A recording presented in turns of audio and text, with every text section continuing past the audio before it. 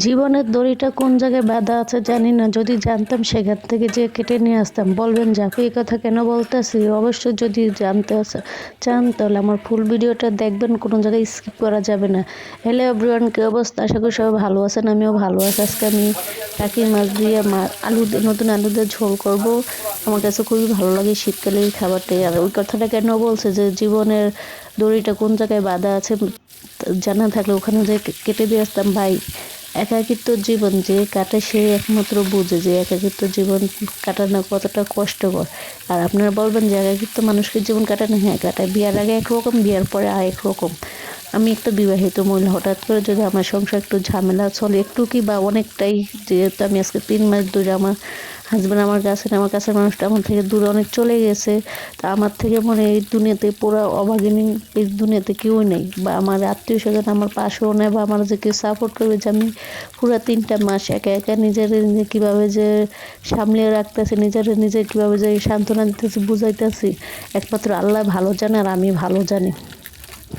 তার এই দুনিয়াতে যে কেউ নাই, তার মতোই হতভাগে এই দুনিয়াতে মনে হয় আর কেউ থাকে না।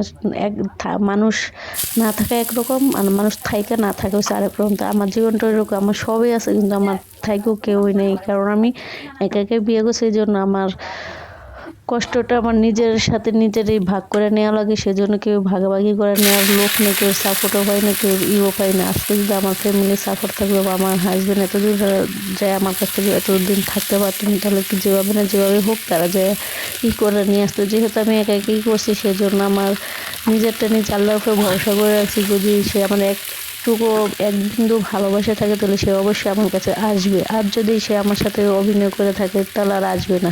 কিন্তু আল্লাহ জানে আমি ওরা কতটুকু ভালোবাসলাম, ওরা কতটুকু বিশ্বাস করলাম। মানুষকে বেশি বিশ্বাস করলে আর মানুষের থেকে মানুষের যদি অতিরিক্ত ভালোবাসা দেওয়া যায়, তাহলে তার জীবনটা অন্যরকম হয়ে যায়। আপনি যেতটুকু প্রাপ্য আপনার অতটুকুই দেওয়ার দরকার, কিন্তু আপনি যেতটুকু প্রাপ্য তার থেকে যদি বেশি দেন তাহলে তো সে আপনার মূল্য দিবে না। তাই আমার অবস্থা রয়েছে সেটা। আমার হাজব্যান্ড এখন অনেক অনেক মূল্যায়ন করছে, অনেক ভালোবাসা দিয়েছি বা অনেক করে রাখছি, সেজন্য সে ভালোবাসা মর্মটা বুঝে না। তার প্রাপ্য থেকে তাকে বেশি দিয়েছে, সেজন্য সে বুঝতে পারে না। সে ভাবছে যে ও তো আমাকে ছাড়া অসহায়। সবসময় এটাও বলতো যে তুমি আমার ছাড়া থাকতে পারো, এটা জেনো তারপর সে আজকে আমার সাথে এরকমটা করছে। তো অনেক কথাই বলে ফেলাইছি, কথার ভিতরে কোনো ভুল হলে অবশ্যই ক্ষমা দৃষ্টিতে দেখবেন। তো আমার টাকি মাছের তরকারি রান্নাটা ফাইনালি প্রায় শেষ হয়ে গেছে। আমার রান্নাটা কেমন হয়েছে অবশ্যই কমেন্টসে জানাবেন। তো ধনেপাতা না দিলে আমার কাছে ভালো লাগে না, আমি ধনেপাতা অনেক পছন্দ করি। শীতকালের তরকারিতে ধনেপাতা দেওয়াই লাগে।